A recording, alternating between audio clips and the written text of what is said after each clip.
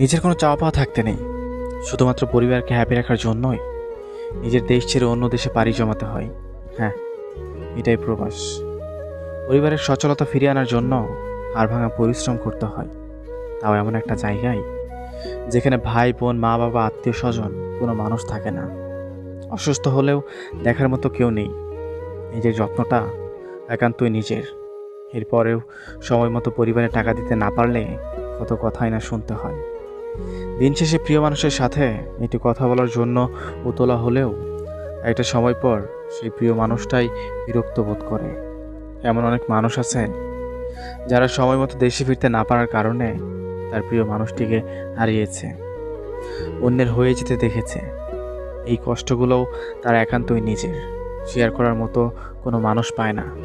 এরপরেও মাসের শেষে তাকে বলা হবে, এই মাসে একটু বেশি করে টাকা পাঠাতে পারবি। কেউ এটা বলে না, বাবা তুই সেখানে ভালো আছিস তো?